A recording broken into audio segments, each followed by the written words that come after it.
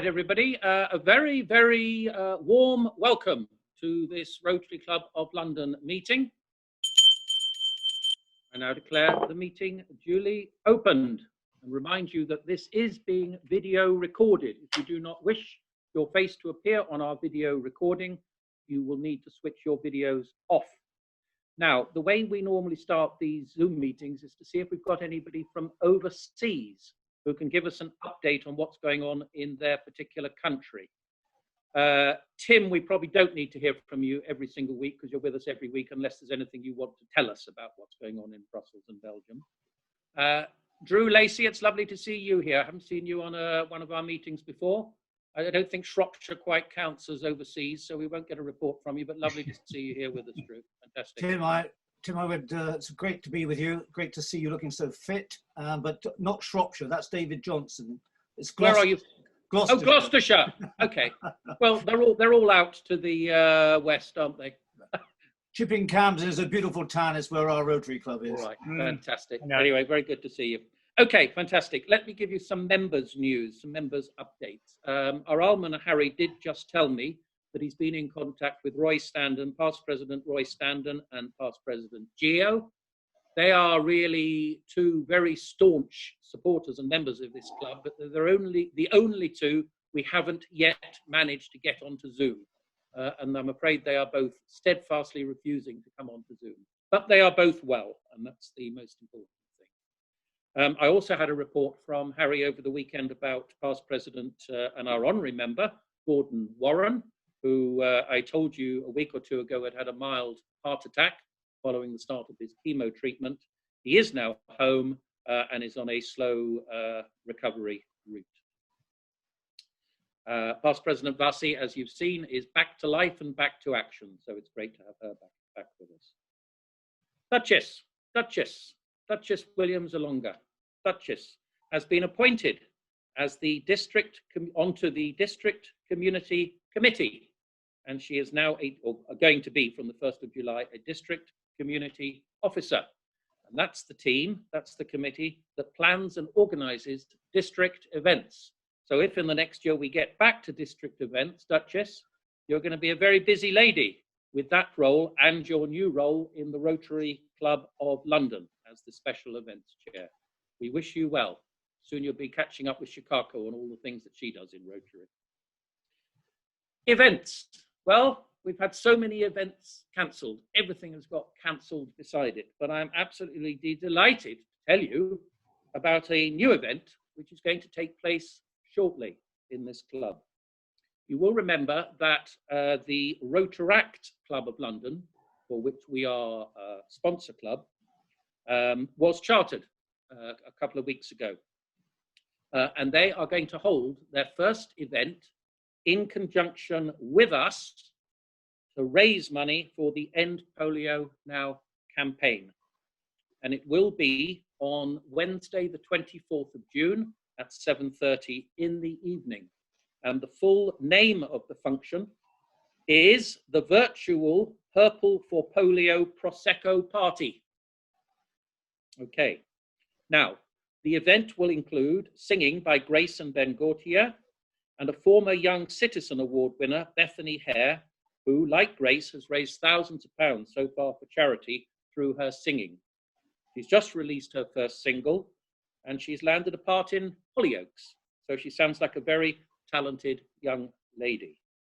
So why are we doing this? Why are they doing this in such a rush? Well, there's a very simple reason. As you know, for every pound, every dollar that Rotary puts in to end polio, the Bill and Melinda Gates Foundation put in £2 or dollars.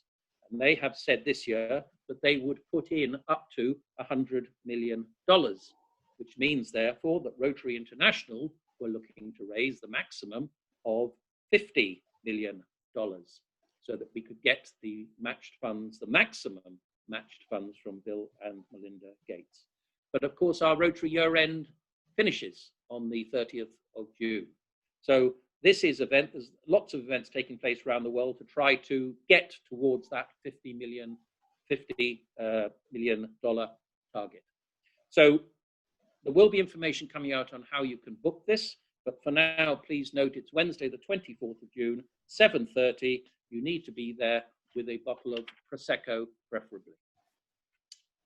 Birthdays, 3 birthdays to celebrate this week. We have one of our honorary members, Dame Esther Ranson, is going to be 80 on Saturday, and our honorary secretary, Ian, has sent her a card on behalf of the club, wishing her a fantastic and very special birthday. Charles Umol has a birthday tomorrow, and Daniel Waldschutz has a birthday today. So to all 3 of you, if you're on here, I'm not sure if you're on here or not, but a very happy birthday. And I will present you over the airwaves with a Rotary Club of London pen. It's getting a lot of use, that pen. It's absolutely amazing. Okay, I want to talk about Paul Harris for a while. And I'm going to start by telling you a little bit about Paul Harris. Paul Harris was born in 1868 in Wisconsin to George and Cornelia Harris. He was the couple's 2nd child. At the age of 3, when his family fell on hard times, Paul was moved with a sibling to Vermont to live with his paternal grandparents, Howard and Pamela Harris. Whilst living in Vermont, he attended Black River Academy in Ludlow, but was expelled after only a short time. At his secondary school in Rutland, he was known as a prankster. After secondary school, he attended the University of Vermont. In 1886, he was expelled from that university for an incident involving a secret society. In the fall of 1887, he then attended Princetown University. Due to the death of his grandfather in the spring of 1888, he did not return to the school the following fall, and he moved to Des Moines in Iowa, where he was apprenticed to a local law firm. After completing that apprenticeship, he studied law at the University of Iowa, and he graduated with a Bachelor of Law in 1891. However, for the next 5 years, he worked odd jobs for a newspaper as a salesman, as a reporter, on fruit farms, as an actor and a cowboy, and on cattle ships that traveled to Europe. In 1896, Harris moved to Chicago, eventually settling in the Morgan Park neighborhood, where he spent the rest of his life. It was on the 2nd of July, 1910 in Chicago that he married Jean Thompson, a Scotswoman, whom he had met at a local nature club. Jean traveled the world with Harris in support of Rotary, and she helped to make women an important part of Rotary, eventually leading to, I don't know what percentage is, 98, 99% of Rotary clubs now all admitting ladies as full members. But I know there's a couple out there that still don't. Harris began his law practice in 1896 in Chicago's main business district and continued being active in this practice for the next 40 years. After establishing his law practice, he began to consider the benefits of the formation of a social organization for local professionals. In 1905, Harris organized the first Rotary Club in fellowship and friendship with 3 clients and local businessmen, Sylvester Scheel, Gustav Lower, and Hiram Shorey. His initial goal was solely to create a club of professional and businessmen for friendship and fellowship. Soon, Harris realized that Rotary needed a greater purpose. When Harris was elected as the 3rd president of the Chicago Rotary Club in 1907, the club initiated its first public service project, which was the construction of public toilets in Chicago. This step transformed Rotary into the world's first service club.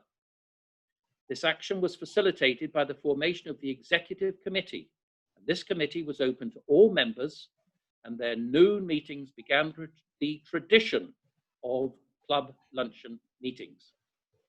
Harris had great ambitions for Rotary's growth, and very early in the organization's history, new clubs were started, first on the west coast of America, and then all over the US and in Europe. By 1910, at least 15 new clubs had begun in major cities. And that August, the existing 16 Rotary clubs held their first national convention in Chicago. On our charter, which you can see when we meet at the Chesterfield Hotel, which is dated 1912, we do, of course, find his signature. By the time of his death in 1947, Rotary International had grown to more than 200,000 members in 75 countries. Now, in lasting memory of Paul Harris, an award called the Paul Harris Fellowship was initiated by Rotary International. Originally, it was just for Rotarians who made a financial contribution. However, it changed with time, and it now allows individual clubs to award this honor to individuals that have worked in various ways for their club, and in so doing, met the highest professional and personal standards exemplified by Paul Harris.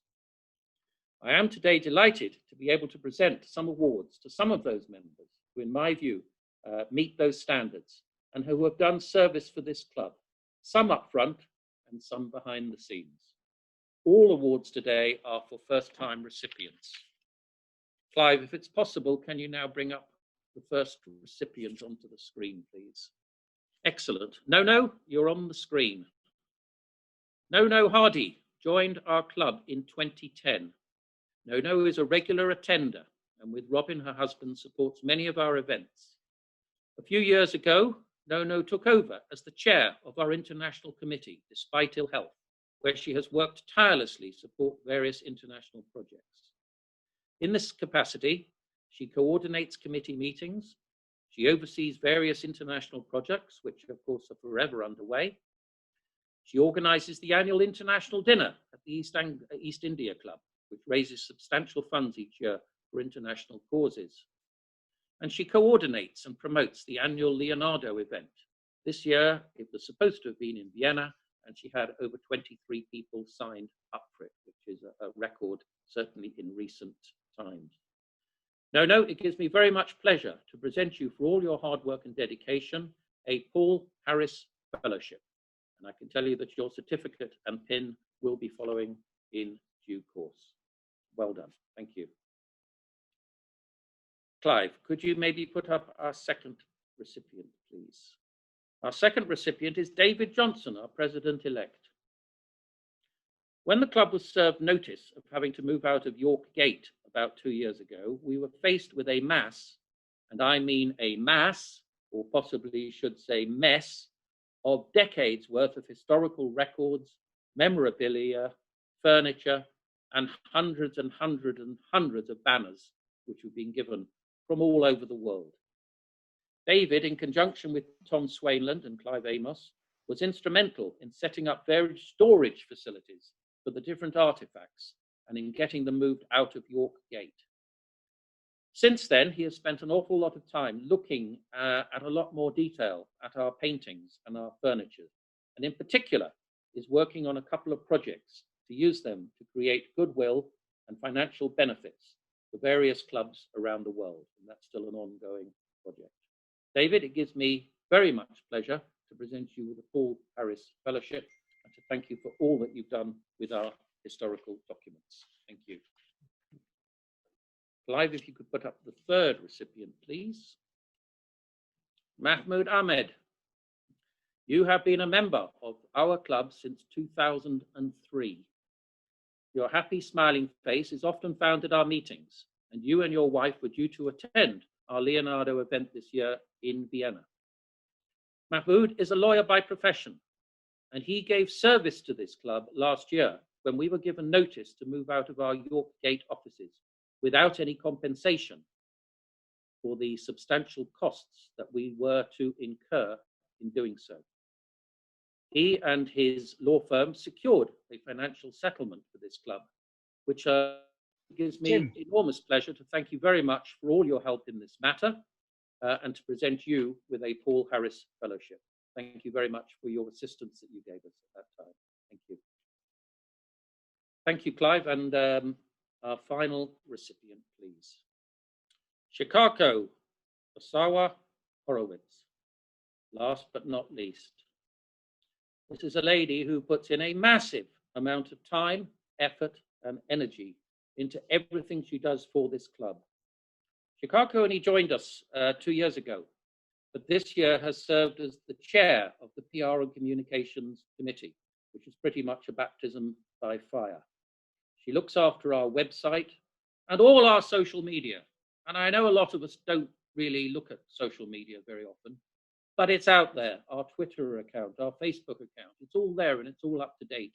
And that's all done by Chicago. She also edits the recordings of our weekly meetings, which are sent out by Julian. They're recorded by Hiko, but she then takes them on and spends a lot of time each week fine-tuning those recordings. In recognition of her dedication, she will, of course, next year be taking up also a position in district. Shikako, very many thanks for all the time and effort that you have put into making the Rotary Club of London a better functioning place, and may you continue to do so for many years to come. Very well done. Thank you, Shikako. All right, Clive, can we now please go back to our normal... Yes, indeed. Okay, Tim, carry on. Okay, I would now like to move on to our lockdown appeal, and I'm delighted to tell you that with gift aid, we have now raised £13,500. We have given away £5,000 and are now almost ready to present cheques to 4 children's charities: the Roald Dahl Marvellous Children's Charity, the Rainbow Trust, Brainwave, and Kids Out. And the aim is to give them £2,500 each. So we are still short, but we're getting close. So please, if you are contributing at the moment, continue to do so. If you haven't, please consider doing so. We need that money. I'm now going to propose the loyal toast. Clive, could you unmute everybody, please? Yes. We're all unmuted. Okay, fantastic. Yes. If you grab your wine glasses, your beer glasses, your coffee, your tea, your water, your Coke, and we will have a toast to the Queen. The Queen. The Queen. Fantastic. All right. Today we have a fantastic speaker, somebody I know personally through... it now gives me enormous pleasure to ask our President-elect and Paul Harris Fellowship recipient, David Johnson, to introduce today's speaker, John SLATER. David, over to you. Thank you very much indeed, Tim, and also thank you for the great surprise of the great honour bestowed. It gives me great pleasure to introduce John SLATER. As a man and a policeman, he upholds the very best traditions of those that have been protecting us as we go about our ordinary business in the City of London. And he has a very wide range of interests. I regard him as a polymath. In fact, when I first met John 7 or so years ago, he was representing the Worshipful Company of Blacksmiths, and we were discussing blacksmiths' apprenticeships. And I thought he was connected with the trade. His knowledge of everything that he undertakes is indeed great.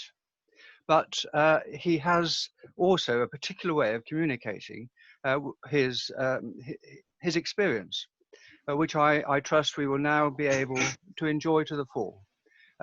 You have all read the bio on John, I trust. I needn't expand on that. Just sufficient to say, as a polymath, John gives us the benefit in his judgments and the judgments that enabled him to make his instant decisions that you will see coming through his talk. Thank you. John. Thank you, David. I don't know, can everybody see me? Is everything, the technology all working? Good. We can see you, John. We can hear you. Okay, great. So I joined the Metropolitan Police in 1972 as one of the very early graduate entrants with a degree in pure maths and physics. I won't bore you with the reasons why, but by 1974, 2 interesting things had happened. Firstly, by the December, I just finished an advanced driving course, which allowed me to drive around central London, because I was based in Notting Hill, at ludicrous speeds in fast cars. The other thing that happened was the IRA started a mainland bombing campaign. And the then Commissioner, Robert Mark, decided we needed an additional fast car for central London, which in essence was Westminster plus Kensington and Chelsea, or thereabouts, 24 hours a day, to deal with potential bombs, bearing in mind that 95% of what people considered a suspicious package was generally rubbish. So the car arrived at Notting Hill. It was obviously diverted from its way to the scrapyard. It was an aging Rover 2000 with 138,000 miles on the clock and a 5th gear that didn't work. I think that the decision was made that the whole bomb car concept would get blown up fairly quickly. So let's not waste a nice car, let's waste a rubbish one. And I became one of the 4 drivers. And the reason I was given was twofold. The first reason was that I just finished an advanced driving course, so it would be good experience of me to drive all over central London, not just round and round Notting Hill. And the other reason, by the sergeant that told me this good news, was, "You're a Christian, aren't you?" And I said, "Yes." So he said, "Well, you'll be very pleased to meet your maker, wouldn't you?" And I said, "Yes." So he says, if something does go wrong, it's a win-win. So, so I was the driver. And the idea was we'd have a constable driving, which is me, a sergeant in charge, and a detective constable. We never, ever saw a detective constable. They always had a very good reason not to be there. And then the other issue was the sergeant. All of you work in organisations, I'm sure, where you've got somebody in the organisation, you think, what the hell am I going to do with this idiot? Well, I got them one after another as the sergeants, as I will explain. And so the next thing that happened was, well, then we were issued with kit. So the kit provided was a pair of scissors, very useful, a very, very long reel of bright orange day-glow tape. They hadn't yet got round to producing stuff which says, "Please no entry" or equivalent. So just this long, long reel of tape. A colour copy, large, A to Z of central London, in case we got lost. And a very, very long tape measure. Why we needed a very long tape measure, I have no idea. But it didn't matter, because within 24 hours, the tape measure had gone. Somebody'd had it. Within 2 days, the A to Z had gone. And the only things that really survived was this roll of orange tape and a pair of scissors. Then, the day after we get all this lot, the Home Secretary goes on television, makes an announcement, says, if, review of the bombs and everything going off, if you see anything which is in any way suspicious, call the police. Don't touch it, just call the police. So we then proceeded to go around central London dealing with bags of rubbish people had put out.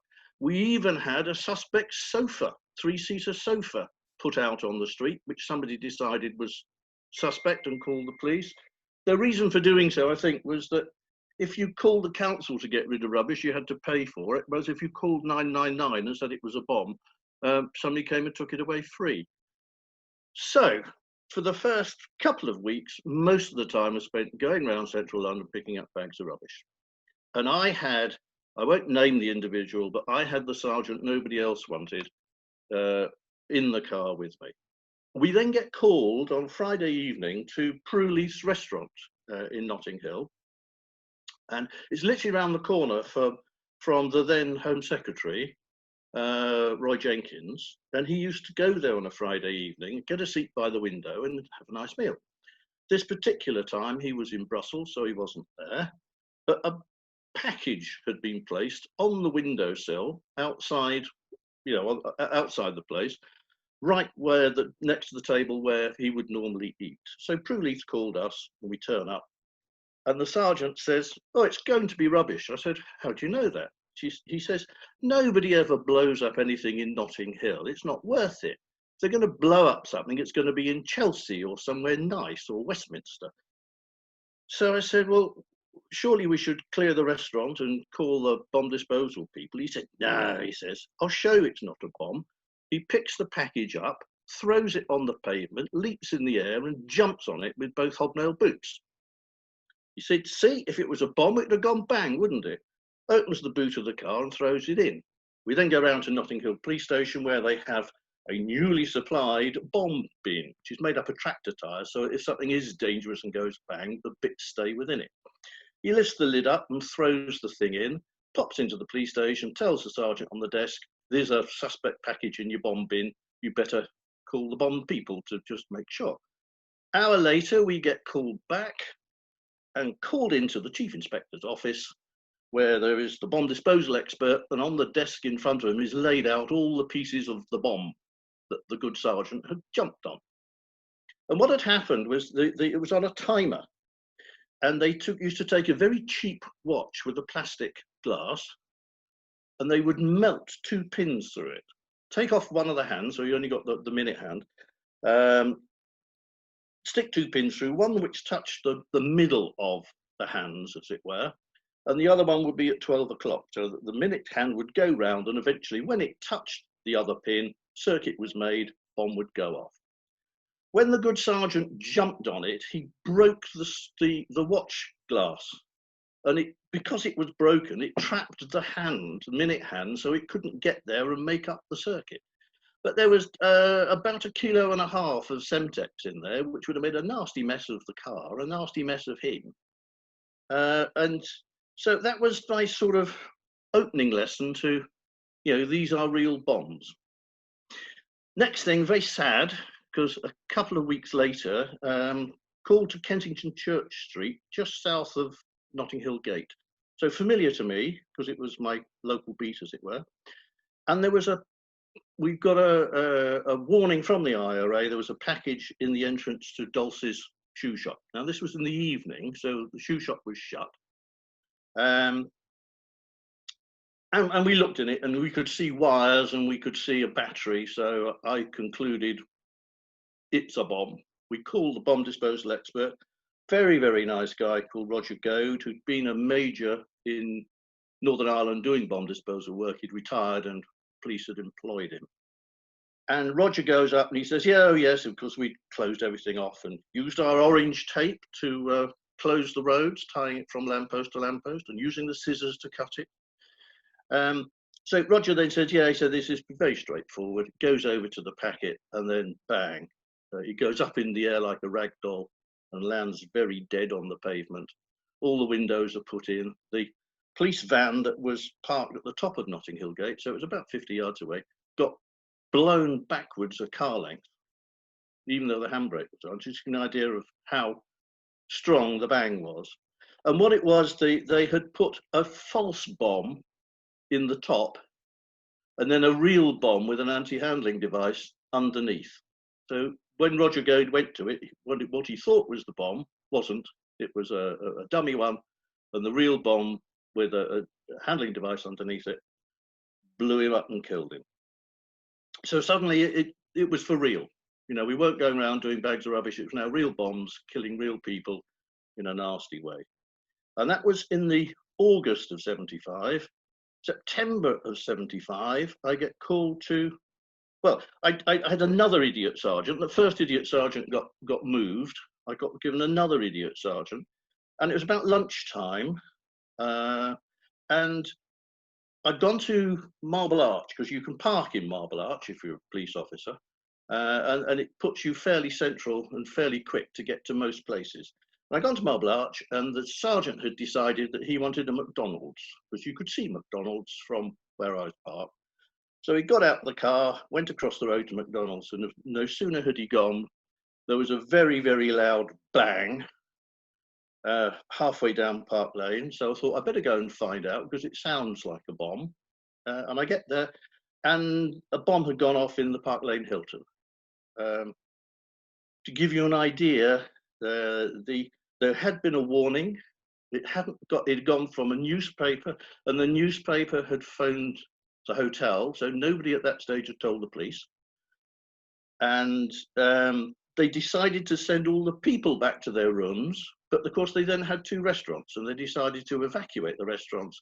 The bomb was in the reception area, and it killed 2 people, hospitalized 65 others, and there's about another 20 required first aid.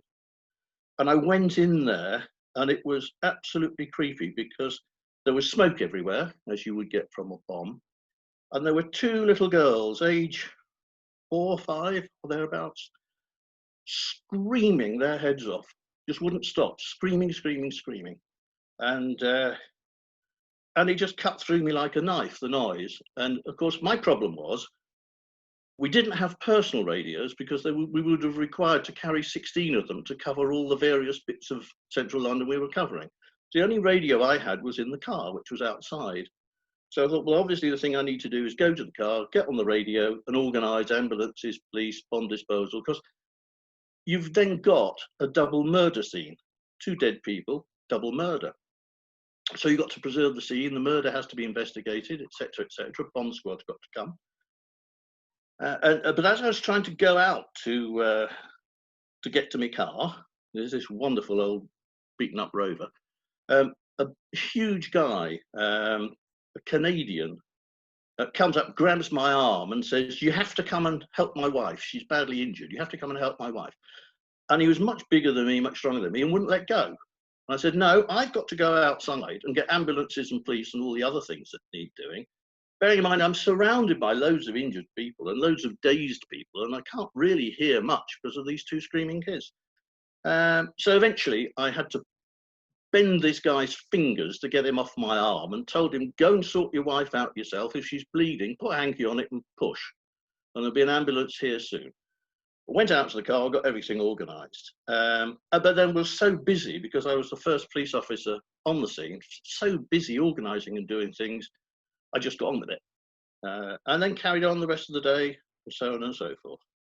Interestingly, 4 years later, 1979, with my then wife in Tesco's, and very close to me, a kid starts screaming and screaming and screaming. And I couldn't handle it. I ran out of Tesco's. My wife found me about 5 minutes later, shaking, sweating, gibbering. I didn't know where I was, who I was, what was going on. So that was my introduction to post-traumatic stress disorder, PTSD, which I still suffer from, but it's largely under control because, unlike some people, I know what the trigger is. The trigger is screaming kids.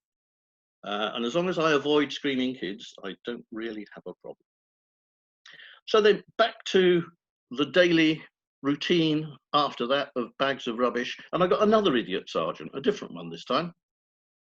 And we get called to the Chelsea house of the ITV News announcer, Alistair Burnett.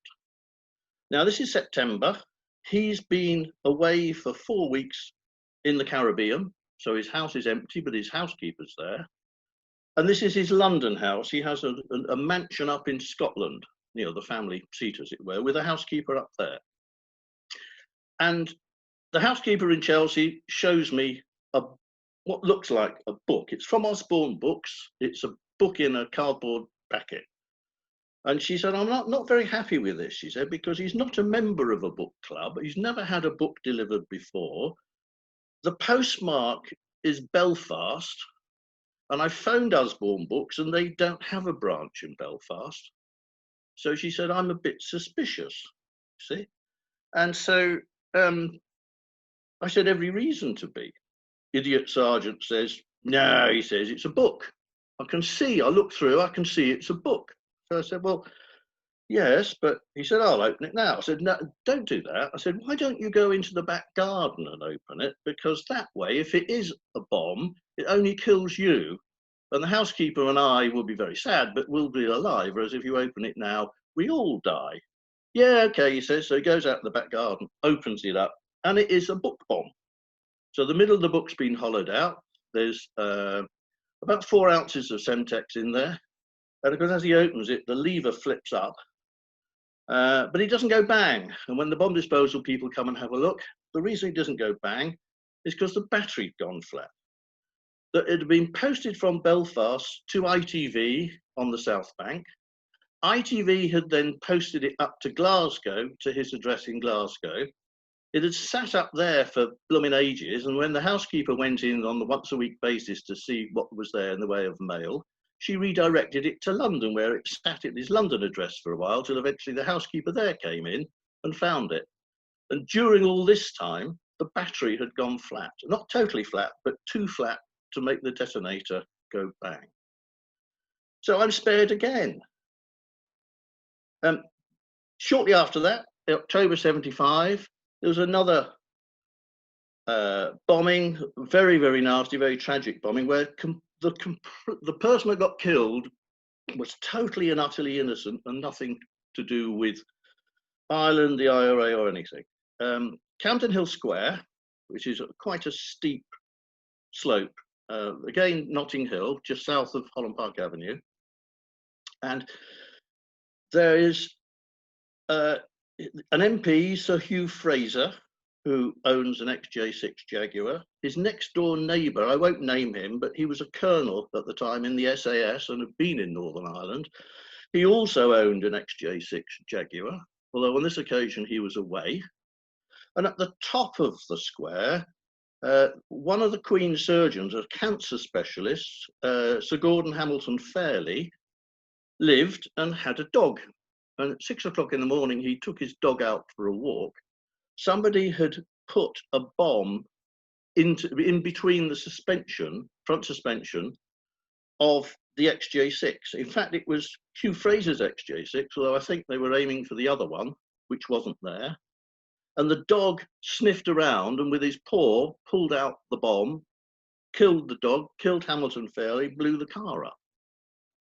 And the difficulty I had there, I was the second police officer on the scene, Michael, because I'd come all the way from Marble Arch and the local police got there first. But because Camden Hill Square was on such a slope, all the blood from the dog and from Hamilton Fairley was running down the pavement, and all the neighbours that had come out to see what was going on had trodden it into their houses, across the street, everywhere else. The crime scene for a murder scene was totally and utterly compromised. And it was, again, a nightmare to try and sort it out and find out who all the people were and what have you done with your shoes to try and make sure that we got the right evidence from the right people at the right place to be able to sort it out. And actually, eventually, by taking away the car, taking away the dog, taking away Hamilton Fairley's body, and taking out of it all the relevant bits that had blown up, the bomb squad managed to piece together enough of the bomb and get fingerprints, believe it or not, from bits that they had extracted, were able to establish who had made it. And that person then eventually arrested in Northern Ireland, convicted, and served then from 76 through till 96 with the Good Friday Agreement and was released. At 79, Airy Neve, and this is another car one. Airy Neve's wife had a Mini Cooper. I don't think she necessarily wanted the performance, but it was a nippy little car for London. And Mini Coopers had very, very hard suspension. And a bomb had been placed in the car, in the front suspension, on the understanding that if you go over a bump or you break, the spring squashes together, because the spring squashes, the two parts of the two terminals of the bomb touch together and it goes bang. But because the suspension was so hard, they'd driven this around, we reckon, for about a week, and it hadn't gone bang. And it's only when Airy Neve was coming out of the underground car park in the Palace of Westminster and went over the sleeping policeman, did the two elements touch and blow him up. So irony upon irony. 1980, there was a bomb at the Churchill Hotel. This is the PLO, Palestinian Liberation Organization.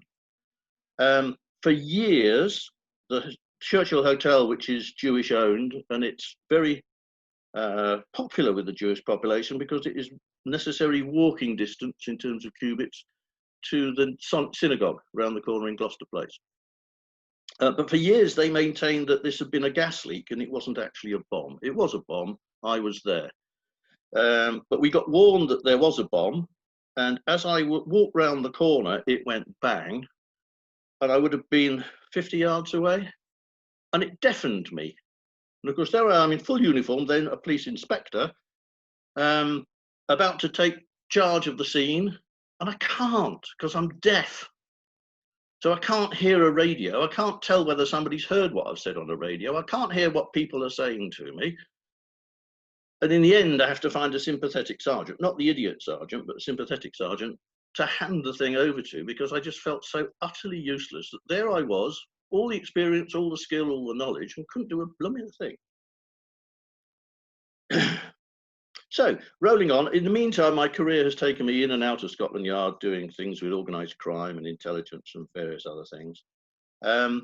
1983, the Harrods bomb.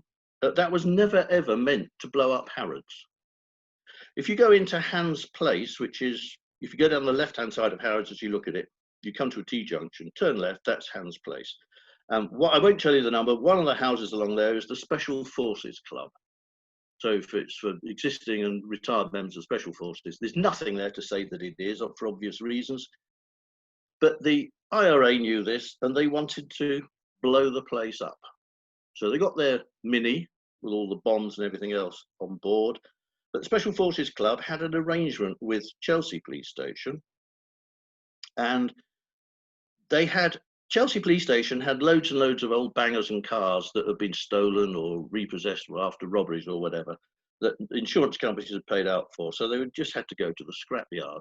So what they did is they gave 2 or 3 of these to the Special Forces Club, who would stick them outside. And then if somebody came who needed a parking space, they'd move one so they could move into it and put the wreck on a yellow line somewhere. And if it got towed away, so what? And if it got a ticket, so what? And we are agreeing with the police agreement, and this is how the arrangement worked. And it worked very well. But of course, when the IRA tried to put a bomb there, they couldn't. Because even though they tried for 2 days, there was never ever a slot to put the bomb into. So in the end, they went round, as they drove past, they decided enough was enough. They looked up the side street of Harrods, and they saw that it was a parking space. So although it was a one-way street against them, they went up the one-way street the wrong way, left the bomb there. And that then became the Harrods bomb.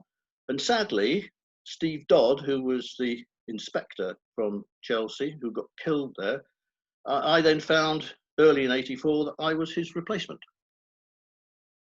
And it was quite interesting because of those that were injured in the police there, and the fact 3 police officers had been killed, managing the fallout, because one of those killed had swapped a shift with somebody else so they could go to a party, and then ended up dead.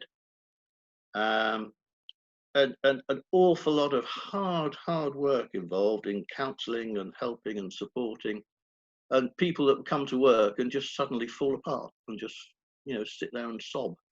And you had to work around them, and you had to work with them, and it was a very difficult time, but it was an education for me, really, in how to cope in severe circumstances with people that are not coping well with stress. We had a number of other bomb campaigns running the same time. So we've got the PLO and the IRA, and then the Libyans joined in. And anywhere that sold a particular newspaper that was anti-Gaddafi ended up being threatened. If they didn't do as they were told, they get bombed. And at the top of Queensgate, just by Hyde Park, I don't know if it's still there, but there used to be a little kiosk, and it was built in the 1850s when the Great Exhibition was in Hyde Park. This is where you bought your ticket. And it had been turned into a little newsstand, and they'd been selling this particular Libyan paper there. And on a Sunday morning, bright and early, the guy comes to open up, and the thing goes bang. He was very lucky because the door that the Victorians had put onto this thing, wooden door, was about 3 or 4 inches thick of wood. It was a very, very substantial door. And whereas the inside of it was absolutely peppered with bits of bomb, nothing came through. So the guy that ran the newsstand was completely uninjured. So colleagues of mine were there, and a number of my friends from Notting Hill were now on the bomb squad, and one of them there was at the scene helping pick up the bits and all the rest of it. And then they discovered there was another bomb. And my friend, who sadly he's dead now, was older than many and a lot heavier than most, and remarkably unfit. And he drank Guinness by the pint or more at a time, smoked like a chimney, and got no exercise, was very, very unfit. And suddenly he is running towards me as fast as his little legs would carry him. And then this bomb goes bang. And he gets blown into me, and the two of us roll over and over and over at the top of Queensgate. And when he picks himself up, he says, "You know, we really must stop meeting like this." Yeah, and again, that was the Libyans. We also had rather fun that the animal rights people joined in and started putting incendiary, not bombs, but incendiary devices into furriers. At the top of Sloane Street, there used to be a hairdresser called Mr. Teasy Weezy. And I remember back in 1984, he was charging, as a ladies' hairdressers, and he was charging ladies a minimum £50 for a haircut. Some of them 2 or 3 times that. So the greater good and the wives or partners of the great and good were in there having their hair dressed when next door there's a loud bang and the fur shop, Furriers, gets blown up. And I had a constable. I was based at Chelsea because I'd replaced Steve Dodd, and I had a constable working for me who was a wonderful, wonderful lad, but he was ex-special forces, and whatever you said, he did, literally. And I said to him, "You need to get everybody out of that hairdresser's in case there's another bomb." And "Yes, boss," he says, runs off. And the next thing I see is that ladies with their hair in plastic wrappings, in towels and all sorts of other things, in various degrees of being hairdressed, I suppose. They were all on these chairs on wheels, and he was pushing the chairs with his feet so that they went out through the door, dropped down onto the pavement, across the pavement, dropped down into the road, and then they were banging into each other one after another after another. And of course, by the time I get up there to find out why this is happening, he said, "Well, boss, I'm getting them out as fast as I can, but there's only me." And of course, all these ladies complaining like hell, "How dare you do this to me?" They were more concerned with what the public might think looking at them than the fact that they might get blown up by a bomb. But do you know, I spent 3-4 weeks writing letters, either of apology or whatever, to the great and good, whose partners, wives, daughters, or the great and good themselves had been in this place and having their hair done. And Mr. Teasy Weezy himself was seriously unimpressed. So my last thing I thought I'd talk about was April the 11th of 1992. By then I'd reached the dizzy heights of superintendent and was based at Wembley Police Station when the Baltic Exchange bomb went off in the city about 6 in the evening. And then we didn't get a call to it, but one of my police officers there found on a roundabout underneath the North Circular at Brent Cross a Ford Transit van parked or abandoned on the roundabout. He had a look at it. He was ex-military himself and had been in Northern Ireland. And when he looked in the back windows of this van, he said it was very obviously a very large bomb. So he starts clearing the area. I get a call at home, and by now it's sort of 11ish at night. So I literally jump in the car and drive it must be about 10, 12 miles up to the North Circular. Of course, as a police officer in an operational circumstance, I don't have to comply with speed limits. And I had the care of a speed camera on the Western Avenue near Greenford. I managed to clock 124 miles an hour in a 50 limit. Needless to say, the ticket went nowhere, but I kept it for ages just as a souvenir. I got there. By the time I got there, the bomb had gone off. It was the mainland's biggest bomb in terms of weight, 2 tons of explosive. A photographer nearly got killed before the thing went bang. He'd turned up. How he knew it was there, I don't know. But there was a footbridge went over the top of it, and he was on the footbridge trying to take photographs of this Ford Transit when a dog handler turned up, just happened to be passing and realised there was an event. And so rather than risk his own life, he let the dog loose, and the dog chased the photographer off this bridge about 20 seconds before it went bang. Had he been there, he'd have been dead. So he was very lucky, but he was not impressed because in the process of running away from the dog, he dropped his camera and it got blown up along with the Ford Transit. The Ford Transit made a 14-foot deep hole in the road underneath the North Circular, and by coincidence, where it made the hole, the River Brent went through a tunnel there, and it managed to break the tunnel. And so the River Brent then started filling up this 14-foot deep hole and ruining all the evidence from the bomb. Alongside this, the flyover went up in the air, but it's very well engineered. I reckon it went up about 4 feet in the air and then just came back and landed on the rollers that it'd been on before, no damage. Which says a lot for the quality of engineering for those that built the Brent Cross flyover. Although it had to be shut and inspected and all the rest of it. Just down, literally on the corner, was a branch of B&Q, and the entire contents of B&Q got embedded in the end wall. I think it should have been kept as a work of art, you know, because you had drills and you had Black & Decker workmates and boxes of screws and spanners and hammers and all sorts of things beautifully embedded in this end wall, but there was nothing of the rest of the building. There was some bits of the metal original frame, no roof, no walls, and everything else in the end wall.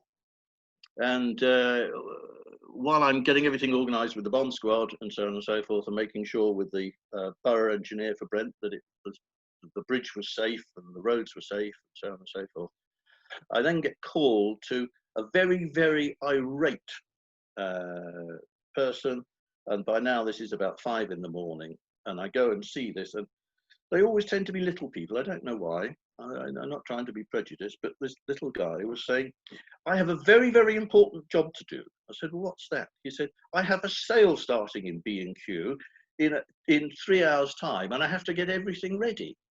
And I said, well, if it's the branch of B&Q on the corner, I said, it's all got ready for you. It's all in the end wall. And there is no roof and there are no walls. You know, just the one wall at the end, everything else is blown away. So I said, I really wouldn't waste your time because there's nothing to do. There's nothing to open. And in the end, I had to get him escorted by a constable to go and see it for himself because he wouldn't accept it. And apparently he then burst into tears. The other novel thing that happened was when a bomb goes off, there's two lots of energy come from it. There's a blast wave. The blast wave is a movement of air. And that's the thing that knocks you over, and that's the thing that demolished B&Q. But you also get a shock wave from a bomb, and the shock wave looks to find the hardest, most solid objects to travel through. And in this case, it had travelled through the road, or that went underneath the North Circular, and then just a short piece the other side of that was part of the Northwest Railway, and this beautiful I don't know, it was a viaduct, or I suppose it's a bridge because it would have gone over the River Brent. But it all with engineering bricks built by the Victorians, solid as a rock. And what had happened is the shock wave went through the ground. It had hit the foundations of this thing. It had gone up the side of this bridge and completely demolished all the overhead power gantries above. And it was starting to drizzle about midnight now, or 1-ish, starting to drizzle. And because all the electricity there was live, I don't know how many thousand volts it is, we had the most glorious display, you know, like the Northern Lights, of wonderful coloured rainbows and everything, and flashes of sparks going up into the air about 50, 60 feet. It really was, somebody should have filmed it because it was so beautiful to look at. It was a work of art in its own right. So I got somebody to get in touch with British Transport Police to say, you better stop the trains. And to which I got the answer back, oh no, mate, the mail train has to go through. We can stop it after the mail train, but we can't, you know, do it before. So I said, well, how is the mail train going to get through when it has no power supply and when there's cables, you know, hanging off the ends of gantries and sparks flying everywhere? No, mate. No, we can't turn it off. We've got to let the mail train get through. And eventually the mail train gets as far as it can, and because the driver is actually looking out the window, he can see that there is a problem because he can see the same pretty lights that we were all seeing. He then has a problem that his train has become electrically charged. So anybody getting off it would probably get electrocuted. So he has to reverse his train, and then somebody has to come and earth the train so that the people can get off it. And all this going on while we're trying to deal with the biggest bomb. And the reason why they put it there was that it was at Wembley the next morning. This was a Friday. On the Saturday, there was going to be some big football match. I can't remember which one. And the aim was to disrupt everything so that people couldn't get to the football match and so on. It didn't disrupt anything because the North Circular, the Brent Cross flyover was intact. It did disrupt the train service, I have to say. The Northwest train service wasn't able to run for quite some time until they got all the electrics sorted out. And of course, B&Q didn't have their sale. So, yeah, I think I've probably talked for long enough. Am I talking to you, David, or am I talking to Tim, or am I talking to Clive? John. What happens now? John, are you I'm all happy right to take questions if people want to ask questions. Yes. Anthony. Can you hear me all right? Yes, we can. Thank you. John, thank you for a fascinating, amazing talk. Two very short questions. First of all, did you ever meet any bombers yourself? And if so, what were your feelings? And secondly, yes, go on. And the second question is, what advice would you give to a young police constable or police officer doing your job today? The second question first, I'd say bad luck. I had the good time. It's much, much more difficult now. And that's partly tongue-in-cheek. When I joined the police, accountability was to the public for what the police did was dreadful. And it was prejudiced against women, against gays, against black people, against anybody that was not white Anglo-Saxon Protestant male, I think. And that's one of the things I struggled with when I joined the police, because I was just a constable like any other. But, as far as they were concerned, I didn't fit in. So there were quite a few efforts to get me out. The other thing is I was overtly a Christian. And people felt that if ever they needed to get me to lie for them, I wouldn't, and therefore I couldn't be trusted. Now, I'd like to think all that's changed. During my career, later on, got very, very unhappy when I was working in organised crime. I got very unhappy with the lack of accountability for some of the things that were going on. So with a colleague, I did two things. Firstly, I started lecturing on ethical leadership nationally to the police management and then internationally. And I helped set up an organisation which is still Pointman Leadership Institute, which is still running, and it has given ethical leadership to about 550,000 middle and senior ranking police and military in, I think, 58, 59 countries now. So that's succeeding. And as a result of the police, I also set up a police ethics network so that people could start discussing things in terms of improving accountability. One of the people that joined that was Jack Straw. When he became Home Secretary, dragged me into the Home Office. I ended up representing UK policing at the Council of Europe, but also producing a code of ethics there for policing, which was signed up to by all the 45 member countries. So progress to a certain extent there. And I also, Jack Straw dropped in my lap implementation of the Human Rights Act, a lot of which was to do with that needed to be done was improving the accountability that hadn't been there before. So Regulation of Investigatory Powers Act of 2000 was largely the shopping list from the Police Ethics Network of what needed to be put straight. Now, so that's good. The downside for constables that are there now, particularly that people now have camera phones and police officers have cameras attached to them, the level of accountability that is demanded from people is bordering on superhuman. You have to be infinitely patient. You have to be infinitely understanding. You have to be infinitely kind, because if you're not, you will have a problem. And the danger with that is that you end up with a situation where nobody does anything, because if I don't do anything, I can't get it wrong. And so you almost get negative leadership, because the level of accountability makes no allowance for the fact that police officers are humans. So that's your second question. The first question, have I ever met any terrorists? Yeah, I did very briefly when I was at the Council of Europe. This was between I went there in 98 through 2002. And when I was there, I met a guy from the Republic of Ireland who'd been in the INLA, he'd been to prison, he'd come out, and he was now trying to help people to stop terrorism. So I would say he was an ex-terrorist rather than a terrorist. I think he'd seen the light. But he had been responsible for some pretty nasty things as part of the INLA, which was the bit of the Provisional IRA based in Ayr as opposed to in Northern Ireland. And he seemed a very sensible, reasonable individual. But then I know an awful lot of very nasty criminals and murderers who also are the same. Does that answer your question? Duchess.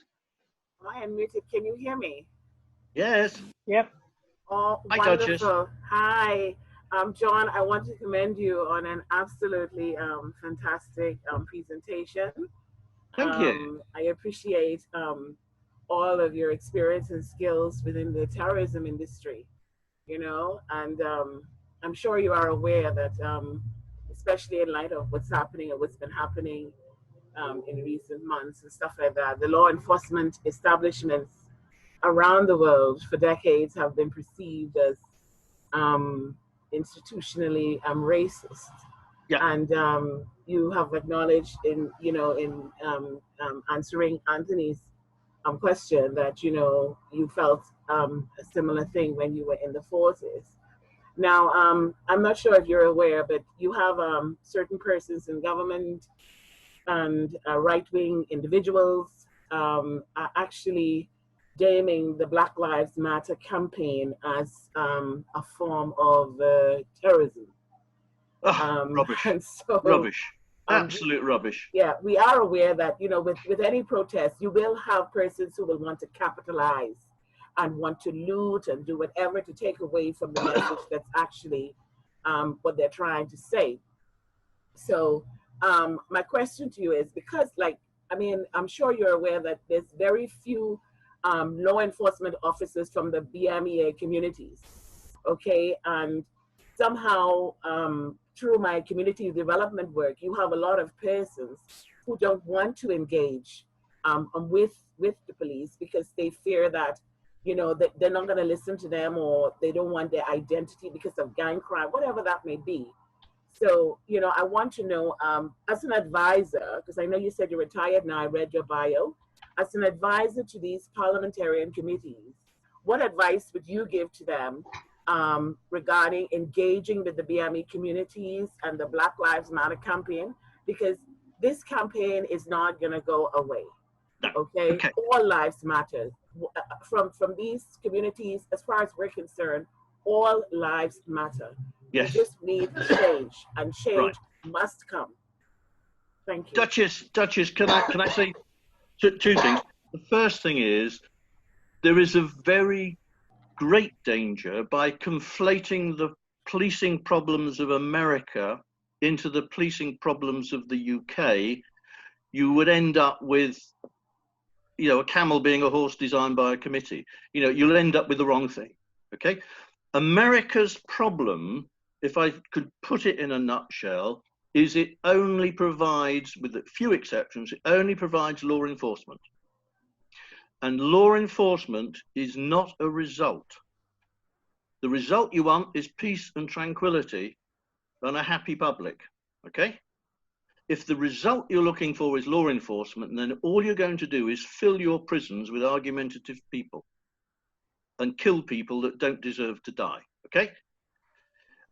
There are 2,500 law enforcement organizations in America. Some of them are quite good. One or two are very good. Most of them aren't. They're rubbish. The training is poor. They're part-time, so they're running a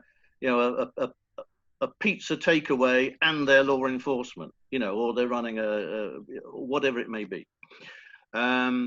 So if you look at what is policing, there's two options of policing, and you can't mix them up.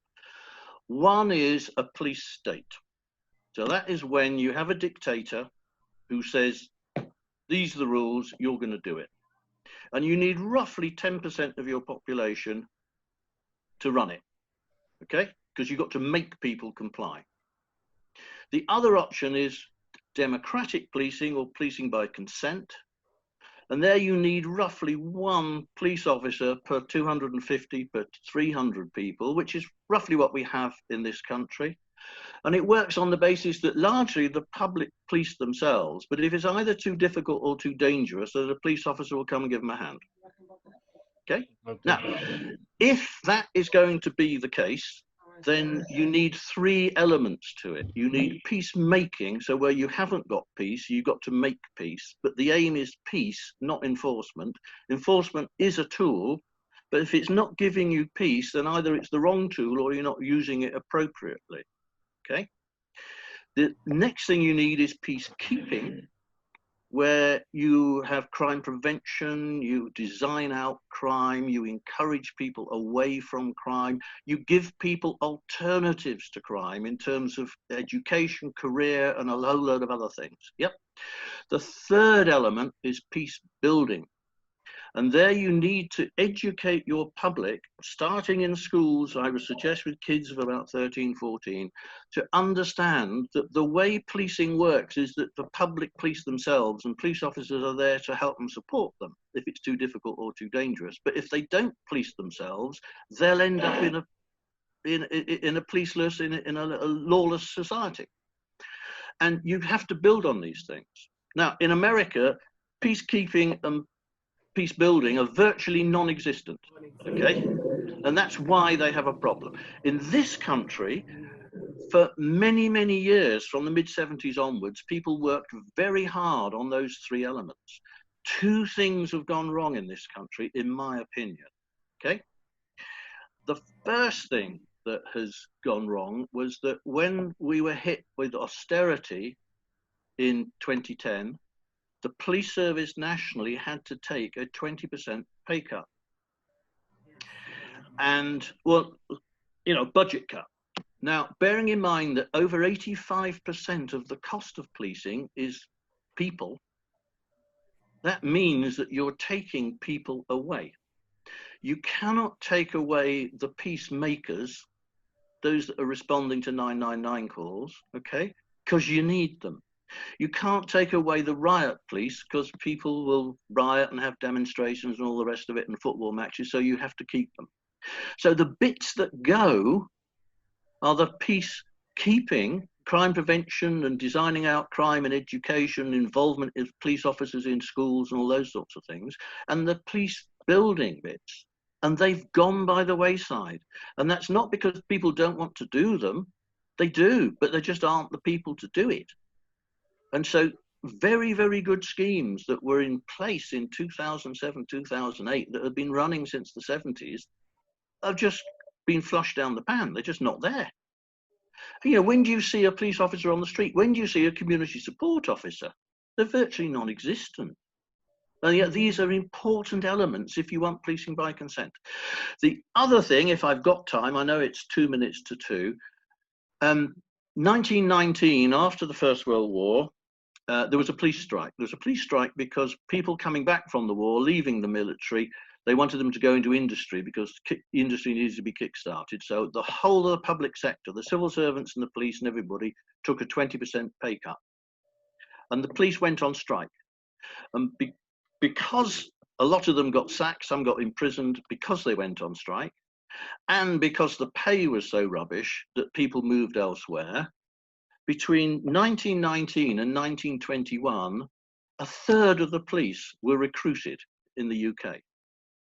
Okay. Now, they have a 30-year career and then they get a pension. So you go on 30 years from 1919, yeah, you get 1949. What had happened there is nobody had been allowed to retire during the Second World War, okay, because you need your police on the streets. So 46 through to 49, they're allowed to retire, plus the fact that a third of the police are eligible to retire, so they do. So you now got more than a third of the police being recruited between roughly 1946 and about 1951. Go on 30 years from there, 1976, 77, and the 78, the Winter of Discontent, suddenly you've got 2,000 police officers a week leaving the police. They were doing it because they could have a pension, okay? But we had the Edmund Davis review and police got a 50% pay rise. Whoopee, I benefited from that. I was overpaid for most of my career.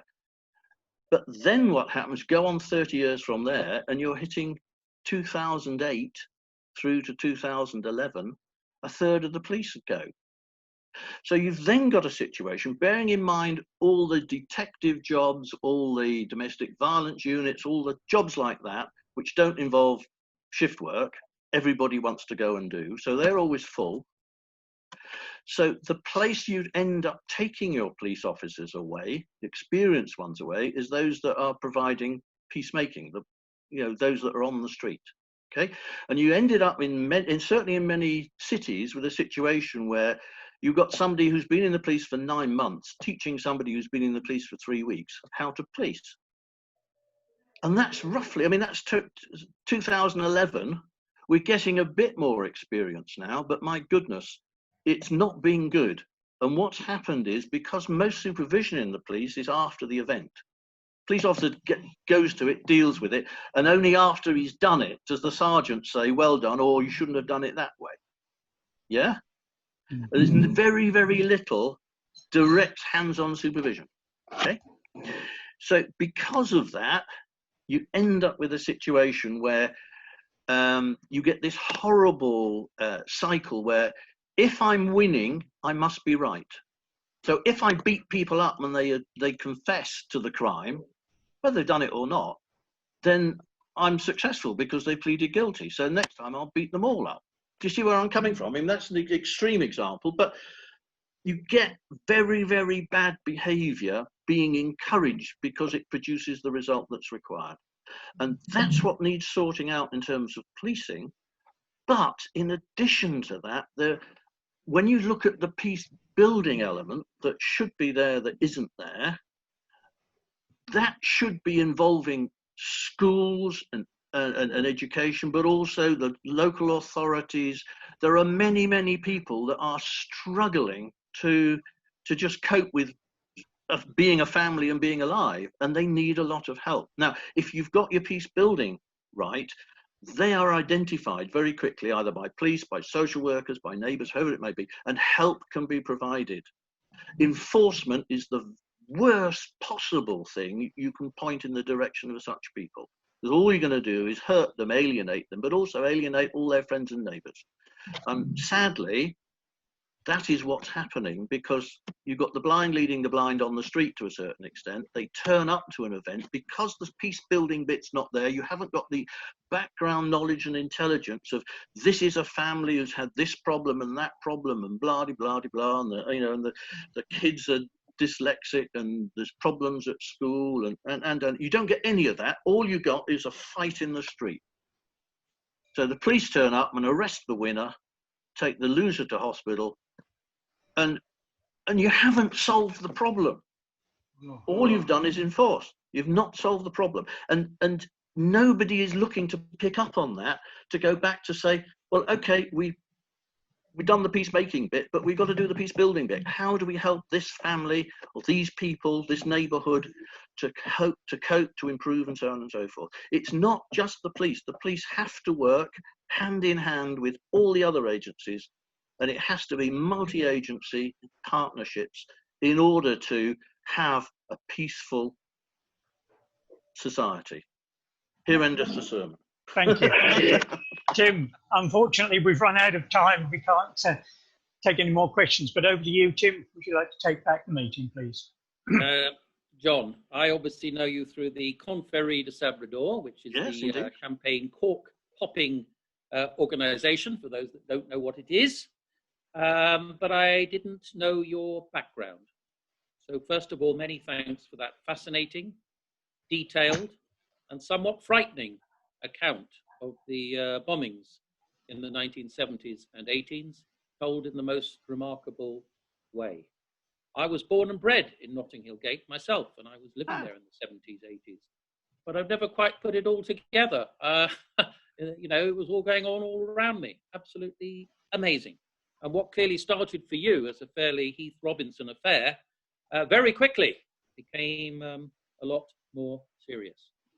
And you, John, are clearly a very pragmatic, brave, sensible man, and many people owe their lives to you and your colleagues. And indeed, I think you are probably, from what you've been telling us, very lucky yourself to be alive today.